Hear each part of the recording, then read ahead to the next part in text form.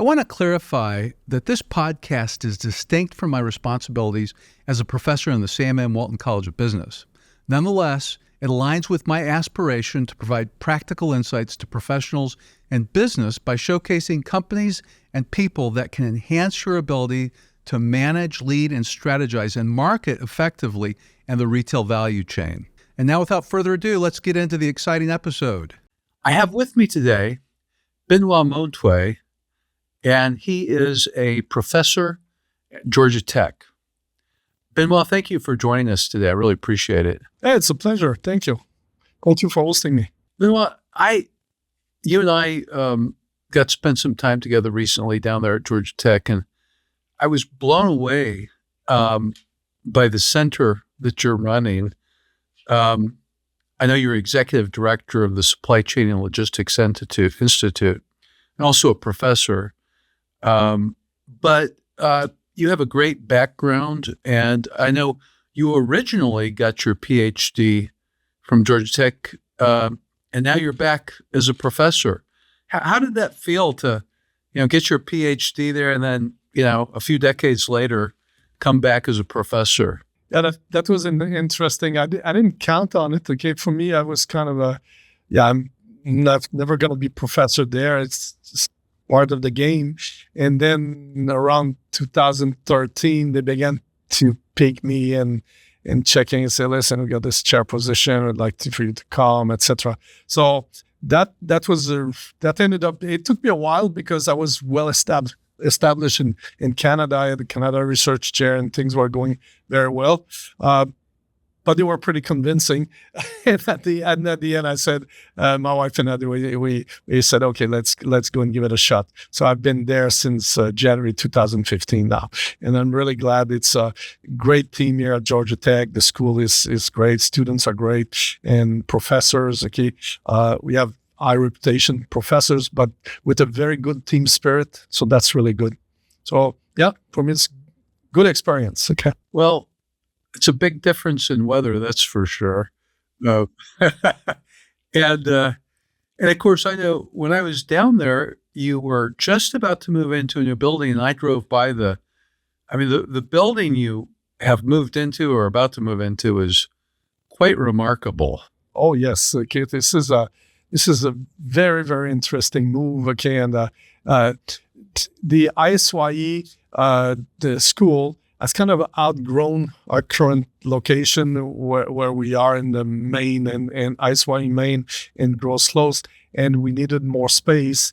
And relationship-wise, okay, we have good relationship with the business school, with all the tech companies around and all that.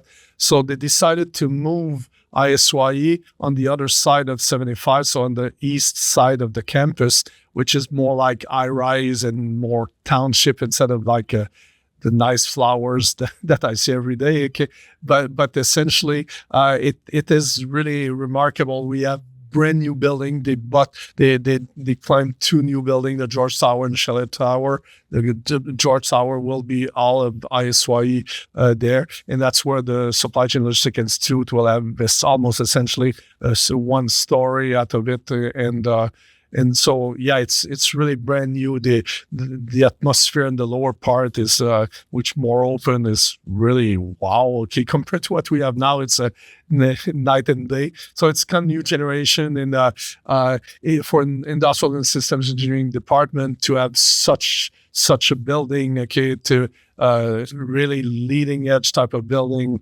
is really outstanding. So this is greatest move in terms of facilities that we've had. I remember my time where I was in the French building. Okay, so I tell you, it's not even comparable. Okay, it's a different world now. So yeah, so all the new generation of professors and students and all of us that have been there for a while now, we're just looking toward this as a great move. For those listening, the Supply Chain and Logistics Institute at Georgia Tech that Benoit runs is absolutely remarkable. I don't think there's anything like it in the world. When you look at the scope and depth of supply chain questions, research questions they're addressing, for companies. It's awesome. And one thing I loved about it was it's a clear connection between academia and industry. And on the one hand, it's solving real world problems, but on the other hand, it's advancing theory and understanding of supply chain. I saw that very clearly. And I thought, I think that's the future of academics. And they're very lucky to have you, Benoit. Would you mind describing a little bit, maybe giving some examples of the kind of supply chain problems you address and also the kind of companies you deal with? Okay, good. So basically, the way we work with company is that we're not trying to have tons of companies and a very superficial relationship with companies. So we're really looking to have companies that will work with as partners, that will have series of research project with them. We're helping them with recruiting. We're helping them with all kinds of their training and all that. So we have very kind of deep relationship. We know the stuff. We have students that almost get tattooed with the name of company because they work so intensely with them. So that's really at the start, this big point. We care a lot, not much about the fads, but much more about the profound transformation that is needed to face the new challenge and really addressing the tough questions, the tough what keeps them awake at night, and that is like, and they know it's going to shape their future, and that they're not really equipped inside to deal with this, okay, because they have to get results all the time, and they have teams. So some of the players we're dealing with can talk about Amazon, Home Depot, UPS, and so on and so forth. Okay, so those are major league type of players, but still, okay, there are things that they're not really well equipped to address, and that's where we jump in. So we have projects that will range from simple one professor, one student, and some of the projects we're dealing with. We at one point we had a project with SF Express in China where we had 20 PhD students and about 6 professors that were there in 3-year basis. Okay, so we are doing projects with MyTech or Warren Buffett company. Now we're on our 6th year. We're on that series of project with them. We're really going deep and listening to them and not trying to be bigger or smaller. We just try to fit in addressing issues like with Amazon in the last few years. Okay, we went and looked very deeply into the impact of the long tail and the time-sensitive demand and how this would have impact on the deployment of their networks. Okay, like they went to the regionalization of the overall network, but then okay, that's a move. But then as we look even further at how will this have to evolve, we're looking at the integration between all their fulfillment and all those deployment centers that they have with notions of logistics hubs. How this is going to be interconnecting.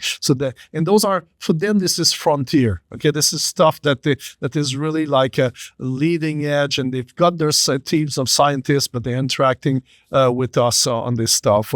With Home Depot, we would deal with they've got millions of clients, and how do we source? So clients are asking for something. We said, yes, we're going to give it to you, but where do we source it? Okay, from all the options, the stores that we have, the fulfillment centers, what kind of means we're going to use to do this. And this is flowing like light speed. Okay, so there's a lot of it. So we need to make sure we're really taking all the options, getting this. We looked at their middle mile network. Okay, well, we do consolidate things, understanding time sensitivity of clients, and looking at growing their performance, their profitability. We deal a lot on sustainability, green net zero, greenhouse gas emission, a lot on resilience. But we're not trying to go like one little criteria. We're looking and say, okay, what what do you think we have to do? What needs to be changing so that's going to improve? And this spans about structure, network design structure, contractual relationship, the way we're going to plan operations, etc. So for this, we get a lot of data from the people. Many of our students, have computers directly provided by our partners, so they can access data on a live basis. And no, it's almost full open kimono, let's put it this way. So this is rich type of setting. So our teams are connected with very much the same data that the guys in the company have access to. So this means that the projects are realistic. So we have like 20-some PhDs doing these kind of works right now, for example, and all of them deal with company data that comes directly from company, large scale, are interacting on a daily, weekly basis, with people in those companies. And so in the lab, sometimes you've been in there, sometimes we end up with 5, 10, 20 people from a given company, senior VP going down, and for smaller companies, CEO and all his team, and working at the big challenge that they are. So we do a lot of action research, a lot of living lab style of research, and driving to solutions that are much deeper than what we did like 20 years ago.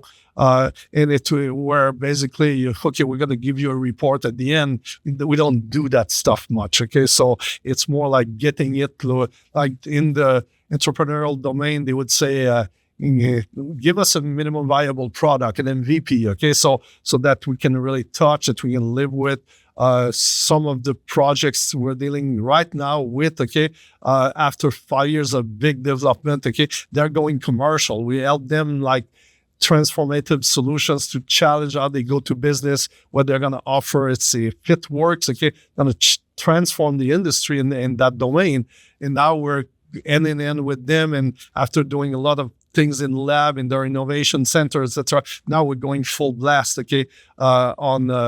in industry, commercializing this. So now helping them, they're essentially like launching the production lines, getting all the supply decided, thinking all this, and this is going to be happening. So while they do their first round, we're helping them through this. So it's way deeper in terms of technological maturity than we did. I talk about technological because now we're basically developing with them technologies, that are leading edge will help on this. So it's kind of a big mixture, Matt.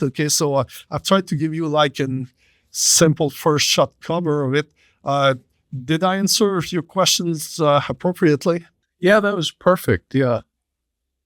Well, I know you and your team have a lot of experience in things like all kinds of optimization, simulation, analytical modeling, and really just trying to understand the question, right? That many times companies come and they have a question that maybe isn't their real question or isn't the real problem. How do you work with that? And how do you train your doctoral students to deal with these kinds of things? That's an excellent question. So it's a fact. So when you've been there and had this stuff for over 40 years, you understand that anybody that comes to you and here's my problem, if you buy that directly, you're a novice, so because it's almost never this, it's just like a symptom what they see, or there's their perception of it. So we say, first we listen as much as we can, and then we train the student to listen, ask the right question, listen to the answer, ask more questions, and get them to talk and explain and really care, So you need to care. It's not just that you're playing an act. You really have to care and learn that if you want to be in these projects, you better like this stuff, and then make and invest. So that's the first step. It looks like simplistic, but it's far from simplistic, because sometimes you have to ask and come back. And what we do also is, like I told you, we do a lot of data. So we data analytics at the beginning, try to make sure we understand. So they talk, and at one point we look at the facts as much as we can. and already there's gaps. Okay, one thing they told us, and then what we see sometimes they're different. So we're not trying to come there like as consultants. Okay, that's not our worldview. Okay, so they're consultants, they do their job. Here, if they come to us, we're gonna give them the facts. Okay, and we're not trying to get the new contract with them. We're just trying to make sure, okay, that we're answering those questions and get them insights. And if we tell them something that they really don't like because we've shaken them, well, too bad. Okay, that's it. Okay, so that's what we do. But they understand with time that we're doing this constructively. So we're gonna do this. Okay, but then as we proceed, okay, the image begins to clarify. Okay, so and then at one point we begin to not just do analytics. Now we get in the serious level. We'll develop simulation models. We'll develop some optimization model to help us see the compromises. We go all the way to digital twins and these kind of things. And as we progress again, okay, things are going to change. Okay, and things change for many reasons, but one is that we know more. They know more. So it's changed the perspective. And then also very important in many products we're dealing with is that we're pushing forward. Okay, so what they thought is okay, we've addressed this. Now we're at another layer. So we're kind of uncovering layers, and now the questions are different, and what we have to do are different because we're going much more into their reality and pushing the envelope and getting them to new capabilities. So that changes a lot. Now we train the students. The minute they jump in and get with us, okay, we're getting them in projects. Okay, so they're involved. So the students going through their courses, but one of the prerequisites is, listen, you do your courses, but we're gonna get you some hours working on projects and get in team, or making sure we're coaching them, mentoring them, so that they're not dumped into it. We work a lot in teams. Okay, so for example, in the Physical Internet Center, and so everybody's under non-disclosure. Okay, so that there are things we talk always with companies, so we have to make sure.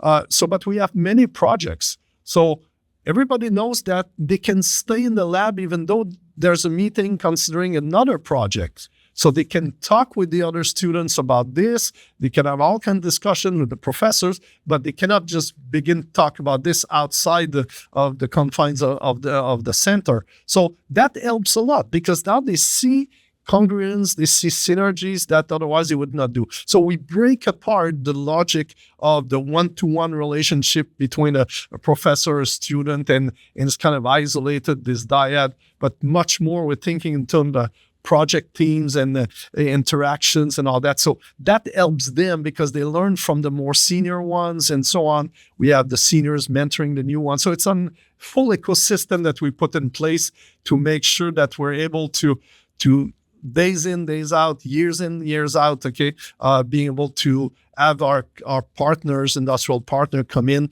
and be able to do research of high caliber with us that will bring high value, high impact on their site. But always we have to be careful though. So the students, okay, must publish thesis, must get their thesis done through this, must have excellent results scientifically. They're going to have to publish 3-4 papers normally in solid journals on it. And that's part of the game. Okay, the companies know it and the students know it, the professors know it, and we're not going to bend on that. Quality excellence on that level is absolutely mandatory.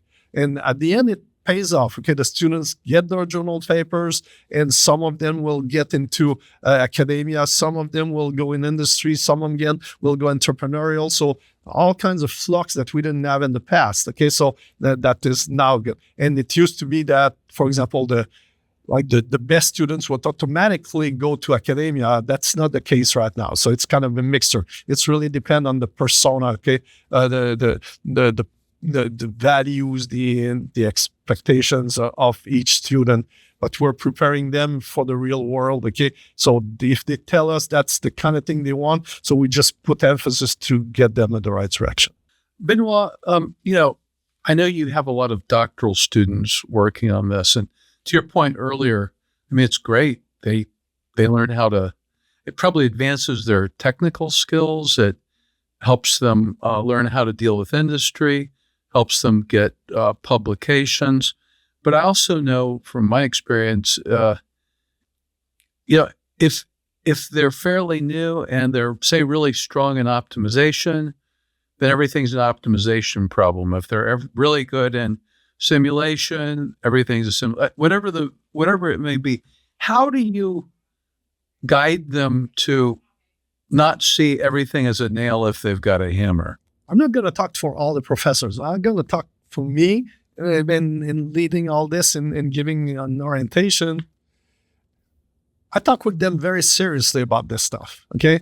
I say, if you want to come here and you want to advance math programming, okay, and stochastic programming, etc., and it's your first priority, you're probably at the wrong place, okay? So telling them up front and understanding what they care about, okay? Because I have some PhD students I've been interacting with, and some of my colleagues are interacting with. They're geniuses, okay? They're really, really good, okay? But putting them in projects with industry would be terrible, okay? Because that's not their brain. That's not where they are. So we're trying to say it's not for everybody, okay? There are things, and you have to learn what it's going to entail. Is this in line with what you can aspire? Well, and we're going to test, okay? So we're going to try things, okay, and see.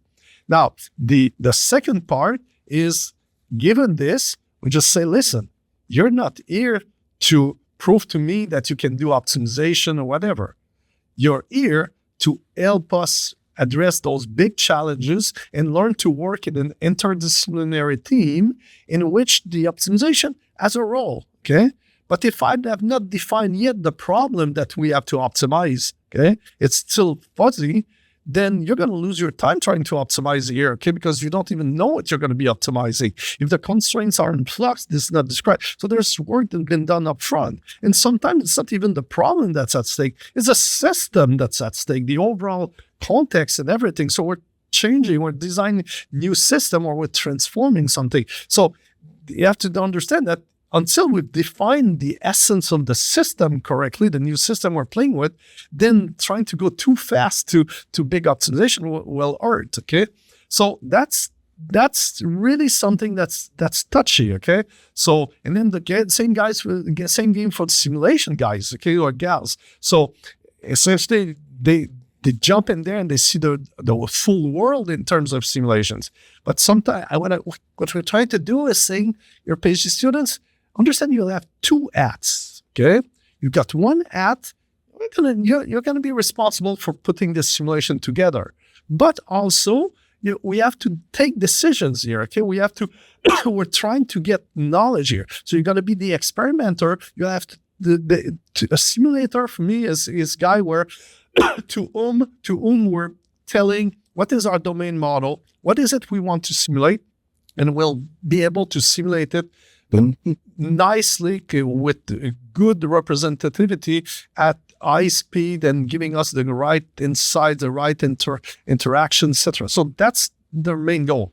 But in our kinds of worlds, that's just like half the game, because we're deciding, okay, the network of agents that can be involved in this. We're designing the algorithms, how they're going to take their decisions, how they're going to interact with each other, etc. And that is not simulation. This is systems design, systems planning, systems operations, and those are the kind of things we have to constantly play. But at the beginning, frank, open discussion with them, putting the rules of the game here, and making sure that it's not a judgment of value. It's just questions of fact. In SCL, in the Pi Center, okay, priority is advancing the state of the art and the state of science in supply chain, in logistics, for transport, e-commerce, these kind of things, okay? We're all there, and we care a lot about this, and we're going to use whatever artillery is necessary. Like right now, there's big boost on boom on AI. Yeah, we don't do AI for the fun of AI, okay? We just do AI because now it enables us to do things we could not do like a few years back. So then, but for us, it's always a tool, okay? So it's always things that help us do something, and not oh, let's do wow in AI and do all around that AI will transform the world. Everybody knows it's transforming the world. So the key for us is how it's going to have significant positive impact. So this goes with our overall philosophy. So that's why whether your simulation, your AI, your machine learning, your optimization, your statistics, your whatever, okay, good tools, okay? Let's use your brain now. Speaking of the AI tool, since you brought it up, I like your philosophy about how it fits into the whole package. It's a tool. It's a great way to do it. For that tool, it can help you set up an optimization problem. It could probably help you think through what kind of tools should I use to solve this problem. It can help you program. It can even help with analytical modeling and solving. I've even been surprised at its ability to do discrete event simulation and various things. I'm wondering, I would suppose that the doctoral students tend to be young, and so you probably don't have to nudge them to use it as a tool, right? They probably lean towards it, or do you? I think we do, okay? Because like you said earlier, sometimes they come in, they've done optimization all their life, okay? And then you're talking to them about Gen AI, okay, Gentic AI, etc. Whoa, what kind of sorcery, magic type stuff you're talking to me about, okay? But for some of them, it's not the first degree logic. But then you've got many of the others that are tinkerers, okay? They've always played with a bunch of stuff, so it just becomes the new toy, okay? Not toy, but the new place to explore and take advantage. And I'm encouraging them a lot on those lines. So I had one of our grad student master, I talk so often in PhD, but we got a bunch of master students. And one of my master students came to me and he was within a course I'm giving, they have to do projects, and he came to me like yesterday, and he was presenting to me the idea of a project, okay? It's just the idea of the project. But the guy said, I just used ChatGPT and used this. I succeeded to do like a early concept simulation, okay, of it.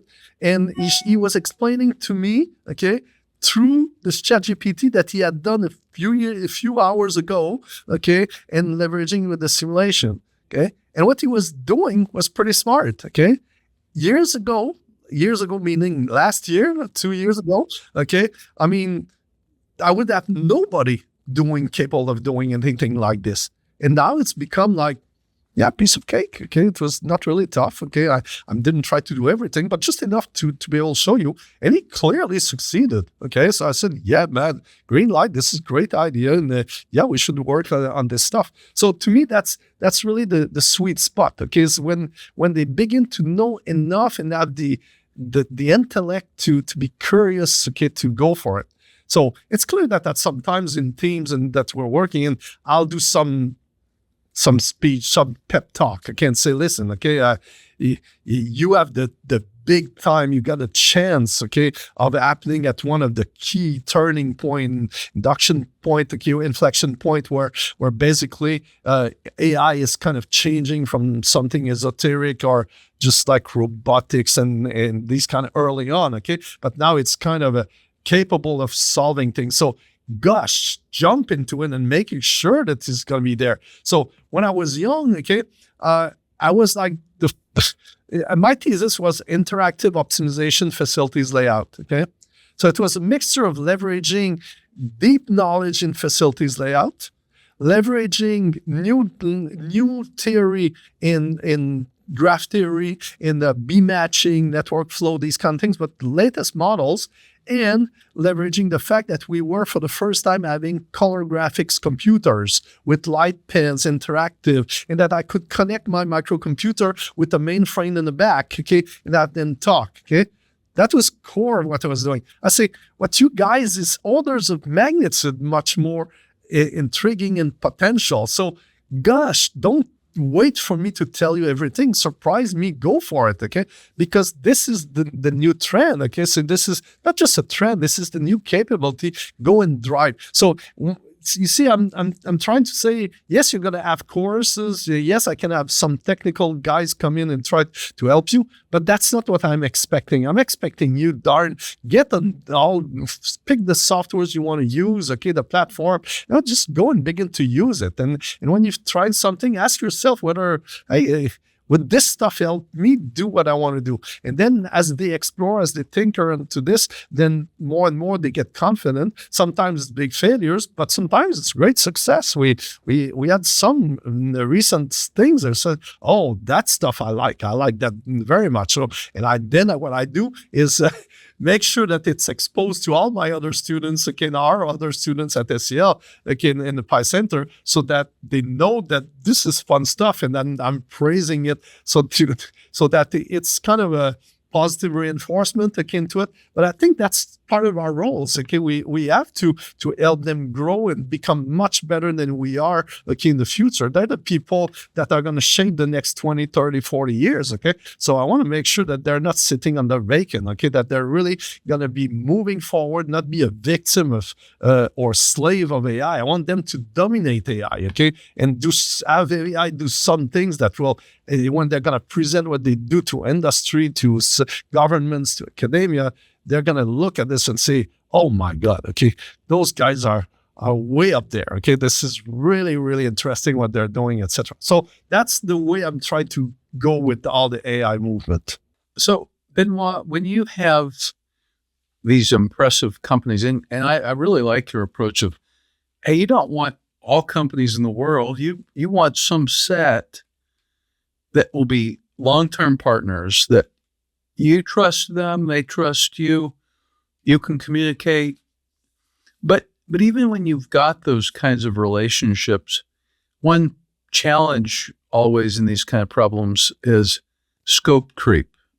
People ask for X, but they really want X plus Y, but they don't know the way they've stated the problem. They're not including that. How do you manage that? That's a challenge. Yeah, so we've developed a new way of dealing with how we sign in with companies.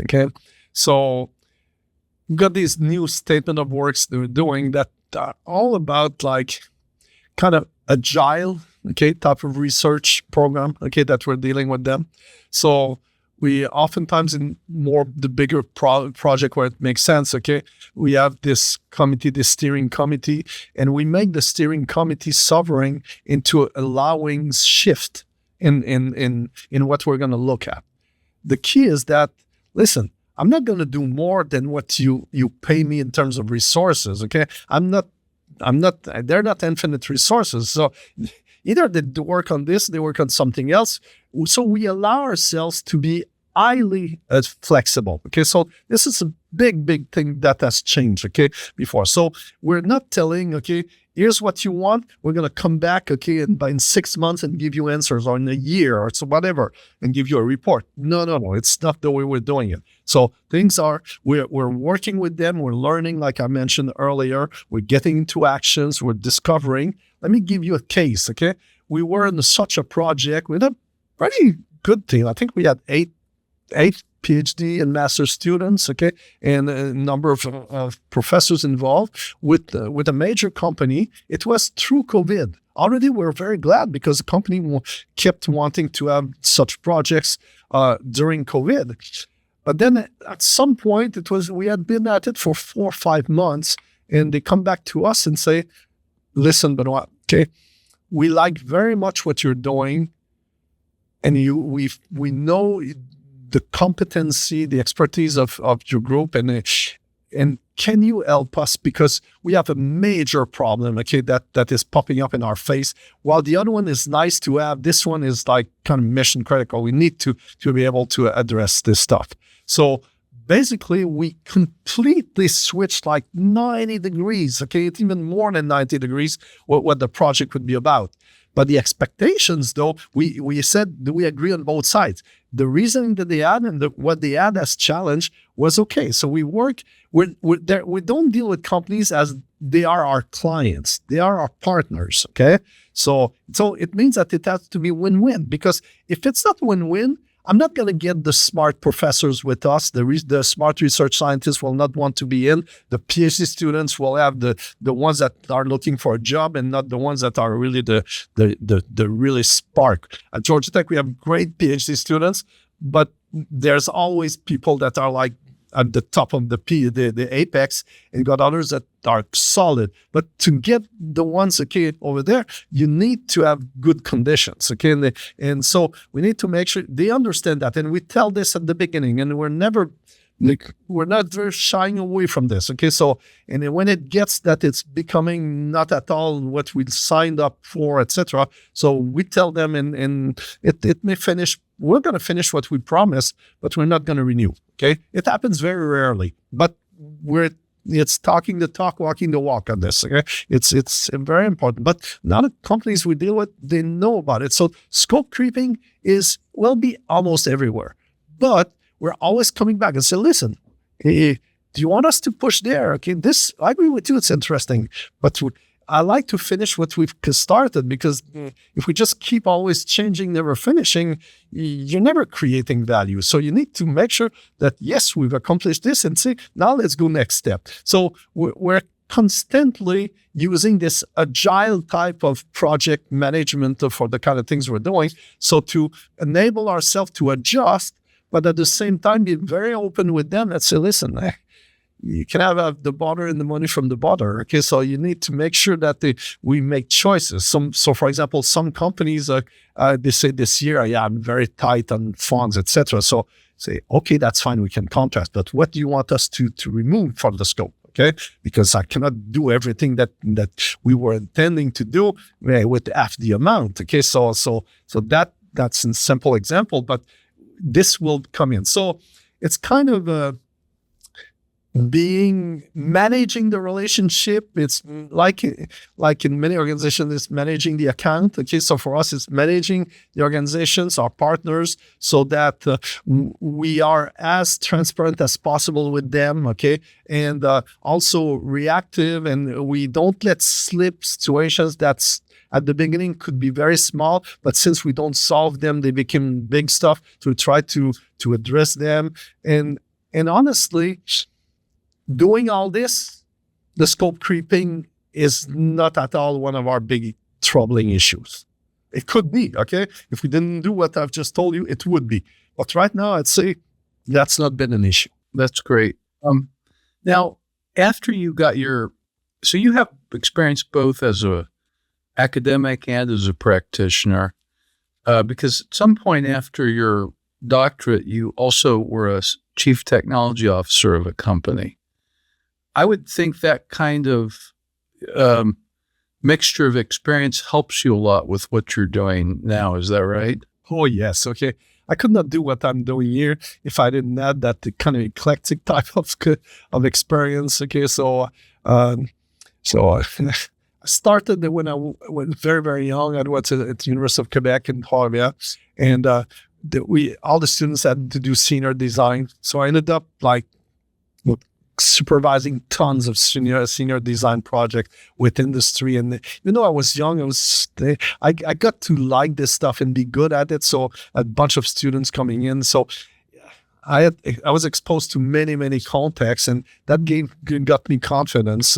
My research was not in something that was kind of very esoteric theoretically, so it was grounded. So it's designing facilities, etc. So I sometimes I would give a presentation conference, and I remember once, we had people from Ford Motor Company that were there. They waited until the end, and at the end I say, hey man, we like what you've been presenting, but you want to put your money where your mouth is. Okay, do you want to really get there? And what they offered me is that they had just done transforming one of their big plants somewhere in the world, and they would have wanted to see if they would apply our ways of doing, what it would have changed. Okay, so okay, let's try give it a shot.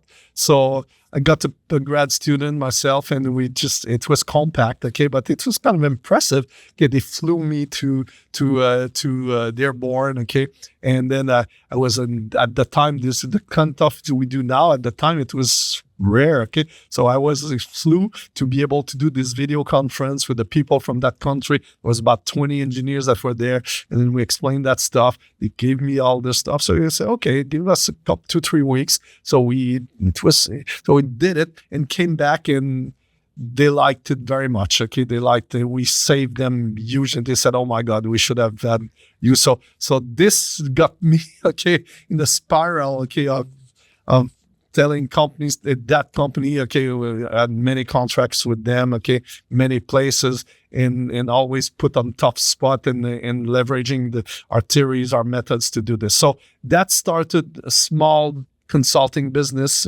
that grew into reasonable, in terms of consulting. But at one point I got bored, and I said, listen, we're repeating a bunch of things, so now I want to make sure that we're developing technology to help them, try to solve that.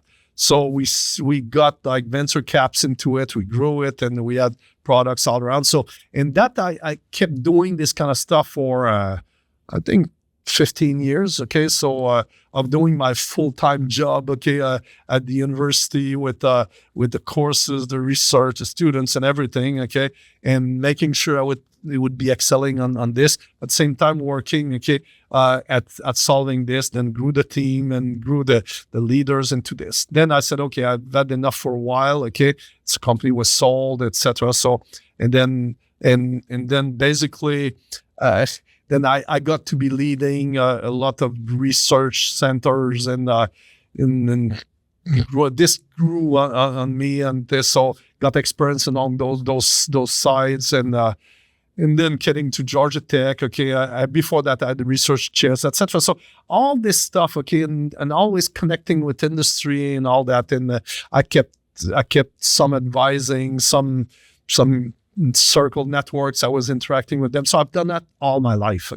And learning to deal with the major league players. And it started small decades ago and then growing. And so now it's kind of, for me, it's kind of a second nature. And what I'm trying is to take all that stuff and that learning that took me 40 some years to learn, and try to make sure that our students, our colleagues, can leverage this and not have to spend 45 years to reach the right level. So that's basically the logic. But your point is good, and I think you had such kind of eclectic type of parkour, and those are good. I think so somehow, because if you always just did one thing, for some people it's perfect. But for me, I would not be who I am, if I had such an easy parkour. You've also done a lot of work in the physical internet. I think many of our listeners have heard of that, but they may not know what it means. Would you mind explaining it and talking a little bit about it? So how many hours do you have? No, I'm joking.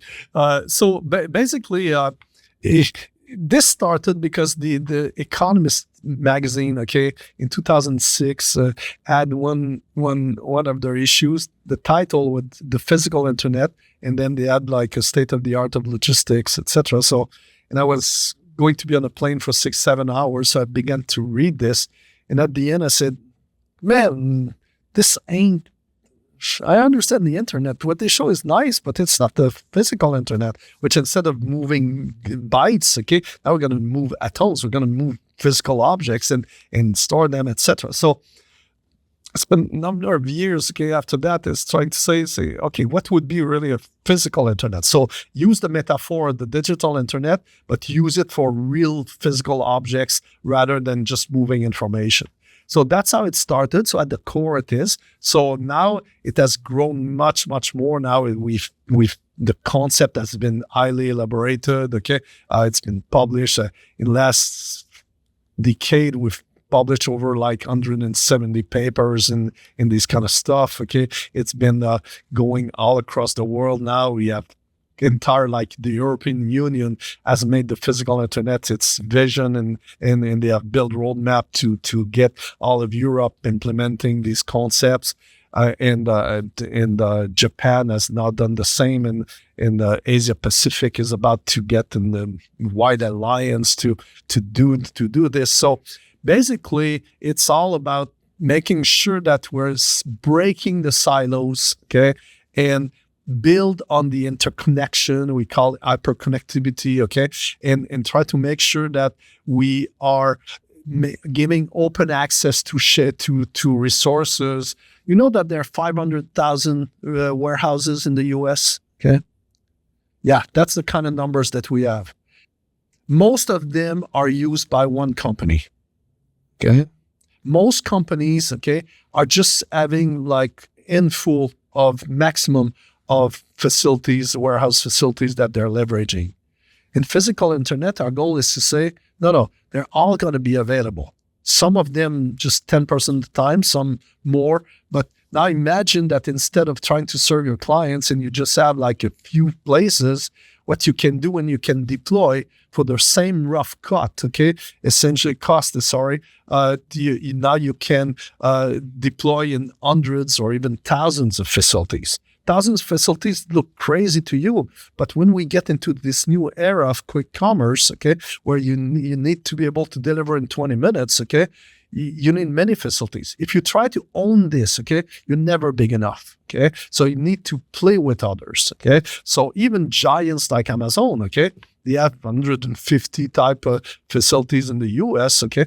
Well, a lot of the stuff that is in there is not their own, okay? It's all from all kinds of vendors, okay, that are just using their facilities. So physical internet is on moving the goods, deploying the goods, realizing them, how we're going to make them, how we're going to supply them, how we're going to design them, and how we're going to use them so that we're going to maximize our potential for asset resource sharing, as well as open flow consolidation, so that we can satisfy the demand for physical objects broadly, okay, in a way that is much more sustainable, economical, in economical, environmental, societal level, much more resilient, much more efficient overall. So and we're trying to get order of magnitude improvement. So it's a big deal. And then looks huge, and it is huge, okay? So but then we're trying to show a single company what it's going to mean for you if you're a logistics service provider,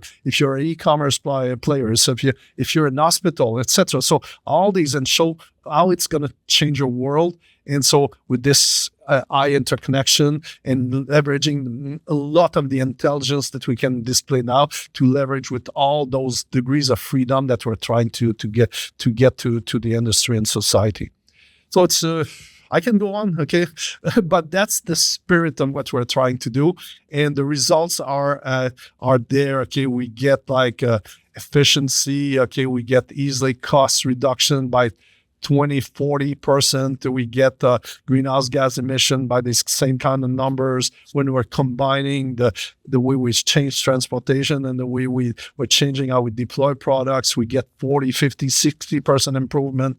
So the numbers are not like 1-2%. It's always major league type of things. Either if you think of it as a physical intranet within one company or one territory, etc., or one industry, or if you go more like physical internet wide. Well, Benoit, your career has been amazing, and I've been around academia and supply chain for my career as well, and I was so impressed with the institute that you've created and are running. Congratulations on your amazing success in your career and all the people you've helped, people and companies.